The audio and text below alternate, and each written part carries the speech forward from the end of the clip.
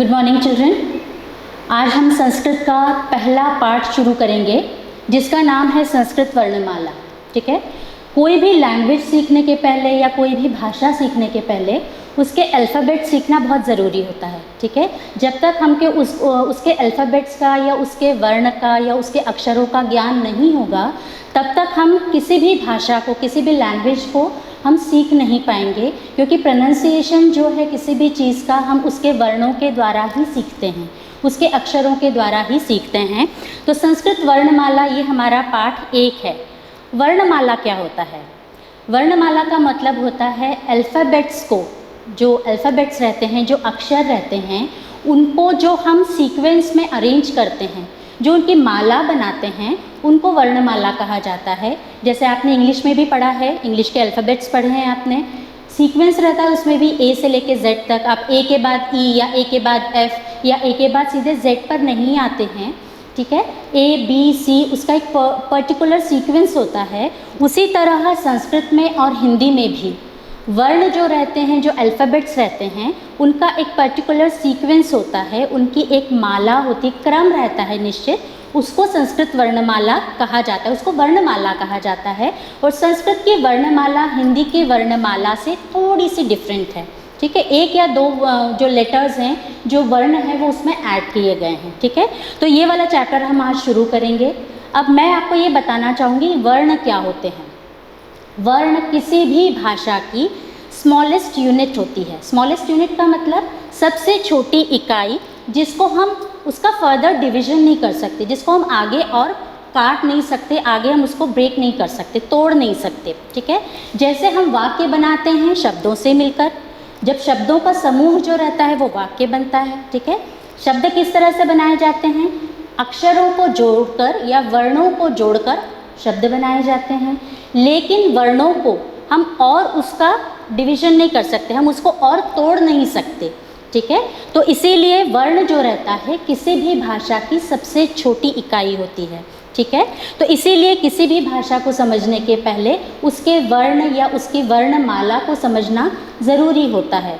तो इसीलिए, और संस्कृत चिल्ड्रन कोई डिफ़िकल्ट लैंग्वेज नहीं है, इसको थोड़ा सा शुरुआत के जो बेसिक्स हैं वो हमको समझना बहुत ज़रूरी होता है। यदि आप शुरू के चैप्टर्स उसके बेसिक्स बहुत अच्छे से समझ लेंगे तो मुझे नहीं लगता कि हमें इसे समझने में कोई प्रॉब्लम होगी। ठीक है, और इसकी जो स्क्रिप्ट है, उसकी जो लिपि है, वो तो देवनागरी है। जैसे आप हिंदी में लिखने का जो तरीका है, जो उसकी लिपि है, वो हम हिंदी में जो यूज़ करते हैं वही देवनागरी लिपि हम संस्कृत में भी यूज़ करते हैं। ठीक है, तो आज हम चैप्टर स्टार्ट कर रही हूँ मैं आपके सामने। इसमें संस्कृत वर्णमाला में जो कुल वर्णों की संख्या होती है, कुल अक्षरों की संख्या होती है 46।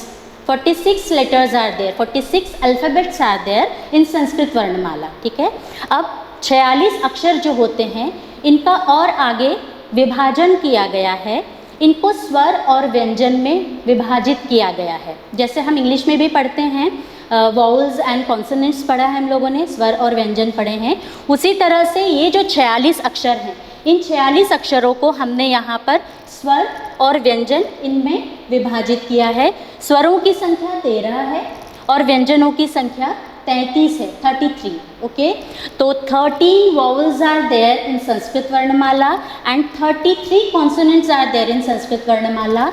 13 और 33 को जब हम प्लस करेंगे तो टोटल होगा 46। तो टोटल अल्फ़ाबेट्स जो है वो 46 हैं। Understood all of you?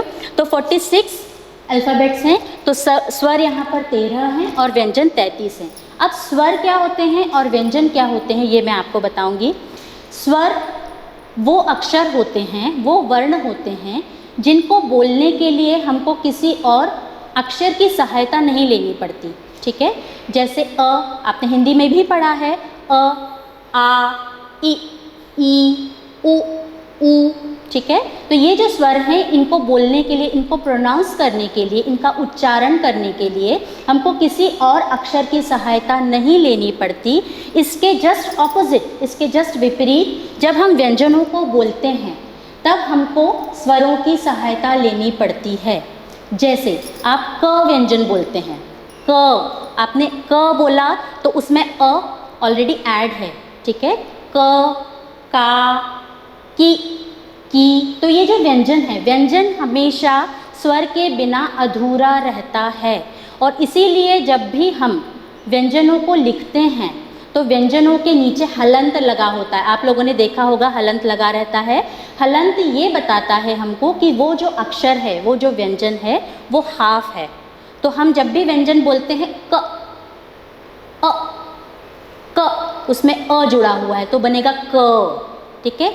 क, उसमें ई जुड़ा है तो बनेगा कि, ठीक है। तो किसी भी व्यंजन को बोलने के लिए आपको स्वरों की सहायता लेनी पड़ती है।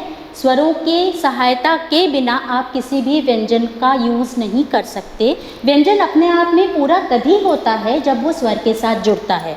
तो ये बेसिक डिफरेंस है स्वर और व्यंजन में, कि स्वरों को बोलने के लिए किसी भी अक्षर की सहायता नहीं लेनी पड़ती। ये स्वतंत्र रूप से आप यूज़ कर सकते हैं, उसका प्रयोग कर सकते हैं। लेकिन जब हम व्यंजनों को बोलते हैं, उसका उच्चारण करते हैं, तो उसके लिए हमको स्वरों की सहायता लेनी पड़ती है। ये बेसिक डिफरेंस है, ठीक है।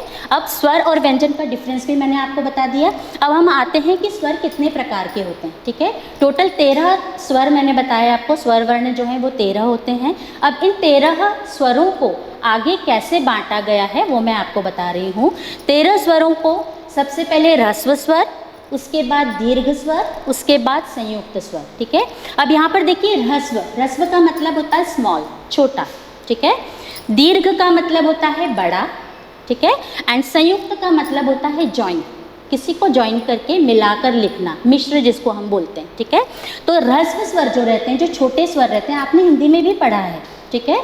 तो ये ह्रस्व स्वर जो छोटे स्वर होते हैं उनकी संख्या है 5, जो दीर्घ स्वर हैं उनकी संख्या है 4, एंड जो संयुक्त स्वर हैं इनकी संख्या है 4, ठीक है। 5 + 4 9 एंड 9 + 4 13। तो देखिए 13 स्वर हो गए, 13 स्वर हो गए, ठीक है। तो 13 स्वरों को 3 भागों में बांटा गया है। ह्रस्व स्वरों की संख्या रखी गई है 5, दीर्घ स्वरों की संख्या रखी गई है 4, और संयुक्त स्वरों की संख्या रखी गई है 4, ठीक है। अब इसमें देखिए ह्रस्व स्वर कौन से होते हैं। ह्रस्व स्वर अ पढ़ा है आपने, जिसको आप छोटा अ कहते हैं, ठीक है। एक्चुअली ये छोटा अ नहीं होता, ये अ होता है। अ, छोटा ई, उ, री, ऋषि का पढ़ा है आपने। एंड एक एडिशनल जो स्वर है संस्कृत में वो होता है लरे। प्रोनाउंसिएशन पर ध्यान दीजिए, वो होता है रे, रेफ लगी है उसमें नीचे, ठीक है। ये एडिशनल है, तो हम इसका प्रोनाउंसिएशन देखेंगे। अ, ई, उ, री एंड लृ, ये 5 स्वर ह्रस्व स्वर होते हैं। दीर्घ स्वरों पर आते हैं। दीर्घ स्वर जिसको आपने हिंदी में पढ़ा होगा, अ, बड़ा आ, आप बोलते हैं, ठीक है। छोटी ई, बड़ी ई, तो बड़ी का मतलब दीर्घ होता है, ठीक है। तो दीर्घ स्वर जो हैं वो हुआ आ, ई, उ, री। इसका यूज़ यहाँ पर भी देखिए, ये छोटा री है और यहाँ पर मैंने इस री में 2 रेफ लगाई हैं, इसका मतलब ये दीर्घ है। बहुत कम इसका यूज़ किया जाता है, बहुत ही जो प्योर संस्कृत जो रहती है, ठीक है, बहुत ही शुद्ध संस्कृत में इसका एक्चुअली यूज़ किया जाता है, लेकिन इसका आजकल यूज़ बहुत कम किया जाता है, ठीक है। तो अ, ई, उ, री, लृ ये ह्रस्व स्वर हुए। उसी के दीर्घ स्वर हैं आ, ई, उ, री। आपने नोटिस किया होगा जब मैंने ह्रस्व स्वर बोले तो उनको बोलने में मुझे थोड़ा कम समय लगा, लेकिन उसके विपरीत, उसके ऑपोजिट जब मैंने दीर्घ स्वर बोले तब क्या हुआ, उसको बोलने में मैंने थोड़ा सा ज़्यादा समय लिया। कंपैरिजन कीजिए, अ, आ, ई, ई, उ, ऊ, री, री। Understood all of you. तो ह्रस्व एंड दीर्घ आपको क्लियर हो गया होगा, ठीक है। अब हम आते हैं संयुक्त स्वर पे। संयुक्त स्वर वो होते हैं जो 2 स्वरों को मिलाकर बनते हैं, ठीक है। तो ये आपको नेक्स्ट ईयर हम क्लियर करेंगे कि संयुक्त स्वर जो हैं वो कैसे बने, ठीक है। तो पहला संयुक्त स्वर है ए, दूसरा संयुक्त स्वर है ए, तीसरा संयुक्त स्वर है ओ, एंड फोर्थ है औ। तो इसका प्रोनाउंसिएशन देखिए, आप लोगों ने बचपन में पढ़ा होगा ए, आई। इट इज़ नॉट आई, इट इज़ ए, ओ, औ। इट इज़ नॉट ए, आई, ओ, औ। Understood all of you. ए, ओ, औ। तो ये संयुक्त स्वर हमारे हुए। Understood all of you. अब हम व्यंजन पे आते हैं। व्यंजनों को जब भी हम लिखते हैं चिल्ड्रन, तो मैं आपको बताना चाहूँगी, जब भी हम व्यंजन, यहाँ पर आप देखेंगे 33 व्यंजन वर्ण हैं। इन व्यंजनों को भी, जो 33 व्यंजन वर्ण हैं, इनको भी 3 पार्ट्स में डिवाइड किया गया है। पहला है स्पर्श व्यंजन, दूसरा है अंतस्थ व्यंजन और तीसरा है ऊष्म व्यंजन। अब यहाँ पर एक बात नोटिस करने की है, जितने भी मैंने व्यंजन वर्ण लिखे हैं उनमें हलंत लगाया है। हलंत का मतलब होता है कि वो लेटर जो है, वो जो अक्षर है वो हाफ है। पहले ही बता चुकी हूँ, व्यंजन अपने आप में पूरे तब होते हैं जब उनको स्वर के साथ ऐड किया जाता है। स्वर की हेल्प के बिना किसी भी कॉन्सोनेंट को हम प्रोनाउंस नहीं कर सकते, राइट। तो स्पर्श व्यंजन, यहाँ पर देखिए मैंने हलंत लगाया है। जहाँ भी हलंत होगा आप ध्यान रखिए कि वो अक्षर आधा है, हमेशा ध्यान रखिए। और संस्कृत में ये बात बहुत इंपॉर्टेंट होती है चिल्ड्रन, कि हलंत का यूज़ कहाँ करना है और विसर्ग, हलंत और विसर्ग ये 2 चीज़ें बहुत इंपॉर्टेंट होती हैं। विसर्ग मैं अभी आपको एक्सप्लेन करूँगी। स्पर्श व्यंजन जो हैं वो 25 होते हैं। कौन कौन से होते हैं वो मैं बताऊँगी, क से लेकर म तक, ठीक है। 25 जो स्पर्श व्यंजन होते हैं इनको 5 पार्ट्स में डिवाइड किया है, जिनको वर्ग कहा जाता है, ठीक है। उच्चारण देखिएगा, क, ख, ग, घ, ङ, इट इज़ नॉट अंग, ओके। क, ख, ग, घ, ङ, ये क वर्ग हुआ, 5 हो गए। उसके बाद च, छ, ज, झ, ञ, ञ, ठीक है, इसमें भी हलंत लगेगा, ये भी 5 हुए। उसके बाद ट, ठ, ड, ढ, ण, त, थ, द, ध, न, प, फ, ब, भ, म। तो इस तरह से क से लेकर म तक ये 25 कॉन्सोनेंट्स जो हैं इनको स्पर्श व्यंजन कहा जाता है। वो इसलिए कहा जाता है, स्पर्श का मतलब होता है टच करना, ठीक है। तो किसी हमारे माउथ के, हमारे मुंह के किसी एक पर्टिकुलर पार्ट को ये टच करते हैं, इसीलिए इनके अलग अलग वर्ग बनाए गए हैं। हम क के साथ प क्यों नहीं बोलते, क, ख, प, ट, म, च, ल, ऐसे क्यों नहीं बोलते? उसका एक रीज़न है चिल्ड्रन, कि इसको स्पर्श, जो हमारे मुंह के जिस पार्ट को ये टच करते हैं उसके अकॉर्डिंग इसका क्लासिफिकेशन किया गया है, इसीलिए इनको अलग अलग वर्ग में विभाजित किया गया है। आप नोटिस कीजिएगा, क, ख, ग, घ, ङ, ये 5 अक्षर मुंह के एक ही पार्ट से बोले जाते हैं। उसके बाद त, थ, द, ध, न, जब हमारी टंग हमारे टीथ के बीच में आती है तब इनको इसीलिए एक साथ रखा गया है, तब ये हम अक्षर बोल सकते हैं। ट, ठ, ड, ढ, ण, जब हम अपने टंग को राउंड करते हैं और टच करते हैं तालू को, तब वो कहलाते हैं ये अक्षर। तो ये ट वर्ग के अक्षर कहलाते हैं, ठीक है। आगे देखिए, प, फ, ब, भ, म, ठीक है। जब हमने अपने लिप्स को ज्वाइन किया तब ये अक्षर हमारे मुंह से निकले, ठीक है। तो इसीलिए इन अक्षरों को, इनका जो क्लासिफिकेशन है, हमारे मुंह के जिस पार्ट को ये टच करते हैं उसके अकॉर्डिंग इसका वर्गीकरण किया गया है। तो क वर्ग में 5 हैं, च वर्ग में 5 हैं, ट वर्ग में 5 हैं, त वर्ग में 5 हैं एंड प वर्ग में 5 अक्षर हैं। इस तरह 25 स्पर्श व्यंजन होते हैं। और व्यंजनों को आप हमेशा जब भी उसको इंडिपेंडेंटली लिखेंगे, स्वतंत्र रूप से लिखेंगे, तब उसमें हलंत आप ज़रूर लगाएंगे, ठीक है। नेक्स्ट है अंतस्थ व्यंजन। अंतस्थ व्यंजन 4 होते हैं, ये भी पढ़ा है आपने, य, र, ल, व, ठीक है। य, र, ल, व, ये अंतस्थ व्यंजन हैं। और ऊष्म व्यंजन ये भी 4 हैं। ऊष्म व्यंजन इसीलिए कहा जाता है कि हम जब इन अक्षरों को बोलते हैं हमारे मुंह से ऊष्मा निकलती है। श, श, वैसे तो हम इसको एक ही जैसा प्रोनाउंस करते हैं चिल्ड्रन, थोड़ा सा स्लाइट डिफरेंस है इसमें। श शकर का जिसको हम बोलते हैं, इसको बोलेंगे श, एंड दूसरा है श, थोड़ा सा मुंह बना के बोलना पड़ता है। श, श, स, ह, तो ये 4 जो हैं ये ऊष्म व्यंजन होते हैं, ठीक है। अब हम आते हैं अयोगवाह, जिसको हम लोगों ने हिंदी वर्णमाला में पढ़ा है। अंगूर का अ की बिंदी आहा आपने पढ़ा है। संस्कृत में हम उसको बोलते हैं अनुस्वार। अनुस्वार पढ़े हैं आपने, जब हम किसी भी अक्षर के ऊपर जो डॉट लगाते हैं, जो बिंदु लगाते हैं, उसको अनुस्वार कहते हैं। और विसर्ग, ये चीज़ संस्कृत में बहुत इंपॉर्टेंट है चिल्ड्रन। विसर्ग जब हम किसी अक्षर के बाद में 2 बिंदियां लगाते हैं उसको विसर्ग कहा जाता है। और इसका प्रोनाउंसिएशन जो होता है चिल्ड्रन वो ह होता है। जैसे मैंने यहाँ पर लिखा बालकः, तो हम इस चीज़ को प्रोनाउंस करेंगे बालकः। क के साथ जो विसर्ग है उसका प्रोनाउंसिएशन हम हमेशा हो होता है, ठीक है। तो आज मैंने चैप्टर 1 आपको बताया अच्छे से, आप लोगों को आई होप बहुत अच्छे से समझ में आ गया होगा, क्योंकि किसी भी लैंग्वेज को पढ़ने के लिए वर्णमाला याद होना बहुत ज़रूरी होती है। इसीलिए मैं होप करती हूँ, आशा करती हूँ कि आप इस चैप्टर पर बहुत अच्छे से कॉन्सेंट्रेट करेंगे। चैप्टर 2 हम लोग स्टार्ट करेंगे, पार्ट 2 लिंग परिचय। जेंडर्स हम लोगों ने पढ़े हैं, इंग्लिश में भी पढ़े हैं, हिंदी में भी हम लोगों ने लिंग परिचय पढ़ा होगा, ठीक है। पुल्लिंग शब्द, स्त्रीलिंग शब्द एंड नपुंसकलिंग शब्द। संस्कृत के ये जो जेंडर हैं ये थोड़े से डिफरेंट होते हैं, इसके वर्ड्स बहुत ही ईजी हैं आपको समझने में। एक मैं क्लू बताऊंगी आपको, उससे आपको समझ में आएगा कि कैसे आपको मैस्कुलाइन वर्ड्स को, कैसे फेमिनाइन वर्ड को और कैसे न्यूट्रल या कॉमन जेंडर वर्ड्स को पहचानना है, ठीक है। सबसे पहले मैं बता दूं पुल्लिंग शब्द क्या होते हैं।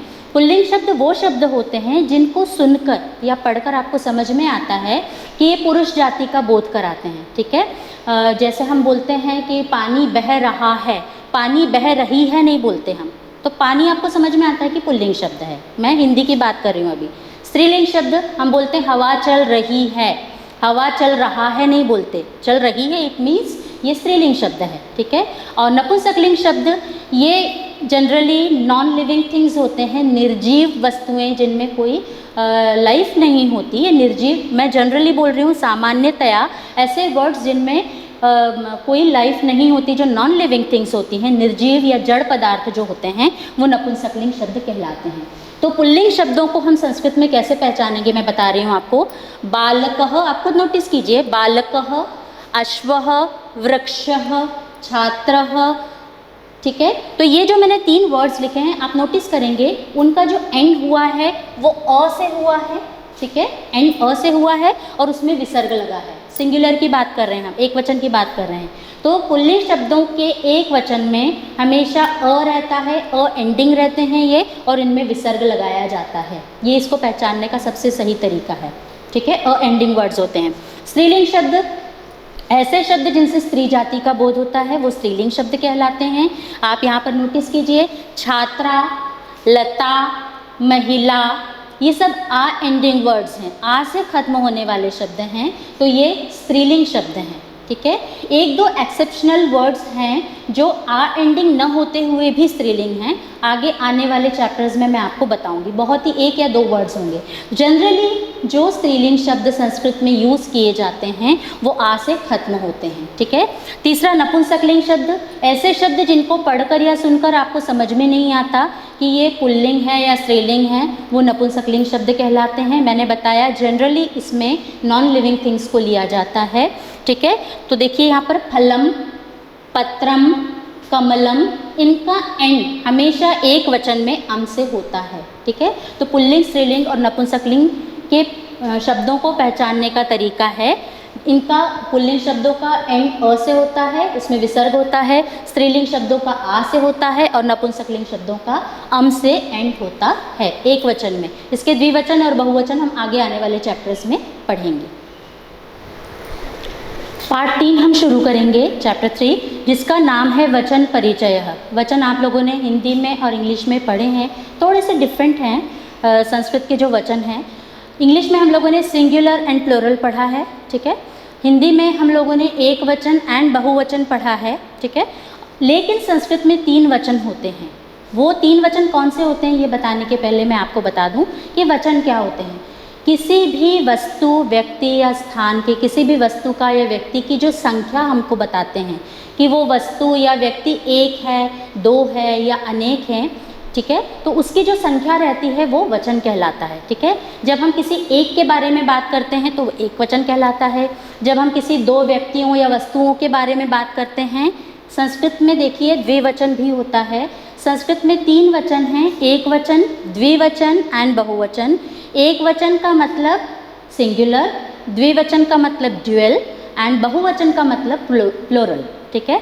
तो एक वचन जो है, जब हम, बहुत ही नाम से ही मालूम है एक वचन का मतलब है जब हम किसी एक व्यक्ति या एक वस्तु के बारे में बात करते हैं तो वो एक वचन कहलाता है, ठीक है। जब हम 2 व्यक्तियों या 2 वस्तुओं के बारे में बात करते हैं तो वो द्विवचन कहलाता है। प्रोनाउंसिएशन पे ध्यान दीजिए, द में व जुड़ा हुआ है, द्विवचन, राइट। और जब हम किसी दो से ज़्यादा, बहुत ज़्यादा नहीं, दो से ज़्यादा, एक वचन, द्विवचन, और जब दो से ज़्यादा, वो 3 भी हो सकते हैं, वो 10s भी हो सकते हैं, 100s भी हो सकते हैं, ठीक है। तो जब हम दो से ज़्यादा के बारे में बात करते हैं तब वो बहुवचन कहलाता है, जिसको हम प्लूरल कहते हैं, ठीक है। तो एक वचन, द्विवचन, बहुवचन संस्कृत के मैंने बोर्ड पर लिखे हुए हैं, यहाँ ध्यान दीजिए। एक वचन में एक पुल्लिंग का लिखा है मैंने, एक स्त्रीलिंग का लिखा है और एक नपुंसकलिंग का लिखा है, और उन्हीं के द्विवचन और बहुवचन इसीलिए लिखे हैं ताकि आपको समझने में हेल्प हो। आगे आने वाले चैप्टर्स में बहुत डिटेल में हम इसके बारे में पढ़ेंगे, इसीलिए मैं आपको शॉर्ट में बता रही हूँ। एक वचन छात्रः मीन्स एक छात्र, कन्या मीन्स वन गर्ल, एक लड़की, एंड फलम मीन्स एक फल, ठीक है। ये एक वचन हुआ। इसका द्विवचन देखिए, छात्रः का द्विवचन छात्राओं, दो छात्र, कन्या का द्विवचन कन्ये, टू गर्ल्स, ओके, एंड फलम का द्विवचन होगा फले, दो फल, ठीक है। बहुवचन दो से ज़्यादा के बारे में जब बात करते हैं वो बहुवचन रहता है, जिसको हम प्लूरल कहते हैं। छात्रः छात्राओं, इसका बहुवचन होगा छात्राः, अनेक छात्र, कन्याः, अनेक लड़कियां, मैनी गर्ल्स, एंड फलानी, बहुत सारे फल या अनेक फल, ठीक है। तो यहाँ पर आप नोटिस कीजिए, पुल्लिंग के मैंने दिए छात्रः छात्राओं छात्राः, स्त्रीलिंग के दिए हैं कन्या कन्ये कन्याः, एंड नपुंसकलिंग न्यूटर या कॉमन जेंडर के जो हैं वो है फलम फले फलानी।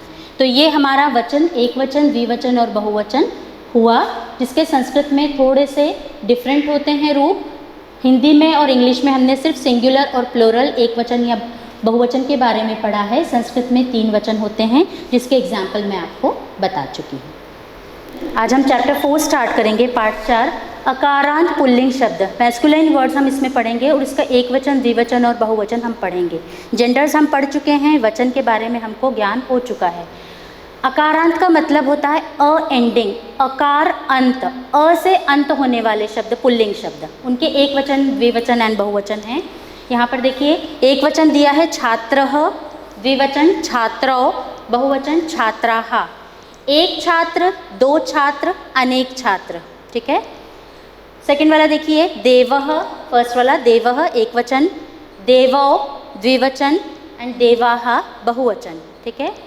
थर्ड वाला देखिए, बालकः वन बॉय, बालकौ टू बॉयज़, एंड बालकाः मैनी बॉयज़। इसमें नोटिस कीजिए, एक वचन में अह लगता है, द्विवचन में औ की मात्रा लगती है, एंड बहुवचन में आ की मात्रा लग के विसर्ग लगता है, ठीक है। ईजी तरीका है लर्न करने का, ठीक है।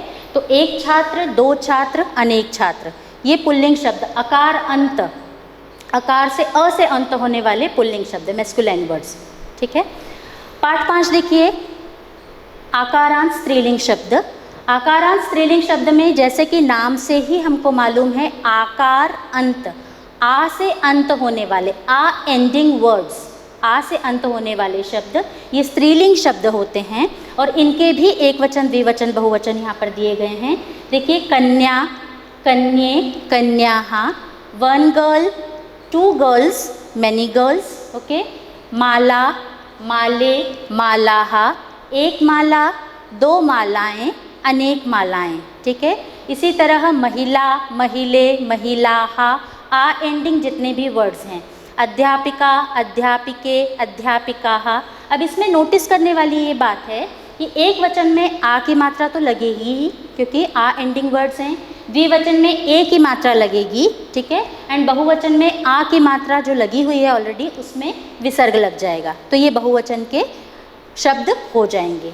तो कन्या, कन्ये, कन्याः, माला, माले, मालाः, ये स्त्रीलिंग शब्दों के जो फेमिनाइन वर्ड्स हैं, उनके एक वचन, द्विवचन एंड बहुवचन मैंने आपको बताए। पार्ट 6 नपुंसकलिंग शब्दों के बारे में हम पढ़ेंगे। नपुंसकलिंग शब्दों के एक वचन, द्विवचन एंड बहुवचन। प्रीवियस चैप्टर्स में हम लोगों ने पुल्लिंग शब्दों के एक वचन, द्विवचन एंड बहुवचन पढ़े हैं, फिर स्त्रीलिंग शब्दों के एक वचन, द्विवचन एंड बहुवचन पढ़े हैं। अब हम न्यूटर या कॉमन जेंडर के शब्द जो होते हैं, जिनको हम नपुंसकलिंग शब्द कहते हैं, उनके एक वचन, द्विवचन एंड बहुवचन पढ़ेंगे, ठीक है। नपुंसकलिंग शब्द मैं पढ़ा चुकी हूँ आपको क्या होते हैं, ठीक है। तो सिर्फ एक वचन, द्विवचन और बहुवचन के बारे में बताऊँगी। एक वचन फलम, द्विवचन फले, एंड बहुवचन फलानी, फलम, फले, फलानी, इट इज़ फ नॉट फ, राइट। फ, प, फ बताया था मैंने आपको, तो फ बोलेंगे आप इसको, फ नहीं बोलेंगे, ठीक है। फलम एक फल, फले दो फल एंड फलानी अनेक फल, फलम, फले, फलानी। उसी तरह पत्रम, इसके दो मीनिंग होते हैं। पत्रम का मतलब होता है लीफ, पत्ता, और पत्रम का मतलब लेटर भी होता है, जिसको हम चिट्ठी कहते हैं, ठीक है। तो पत्रम एक पत्र, पत्रे दो पत्र एंड पत्राणी अनेक पत्र, ठीक है। पत्रम, पत्रे, पत्राणी एंड पुष्पम, पुष्पम का मतलब होता है फ्लावर, फूल, डोंट से फूल, ओके, इट इज़ फूल, ओके। पुष्पम एक फूल, पुष्पे दो फूल एंड पुष्पाणी अनेक फूल। अब यहाँ पर आप नोटिस कीजिए इसके जो बहुवचन हैं, कई जगह पर न का यूज़ होगा फलानी, और कई जगह पर न का यूज़ होगा पत्राणी, पुष्पाणी, चक्राणी। उसका एक रूल है, वो मैं आपको बाद में एक्सप्लेन करूँगी। अभी सिर्फ आप ये याद रखने की कोशिश कीजिए कि किन शब्दों के साथ न लगता है और किन के साथ न लगता है। बुक में आपकी एग्जाम्पल्स दिए हुए हैं, so many examples are there in your book children.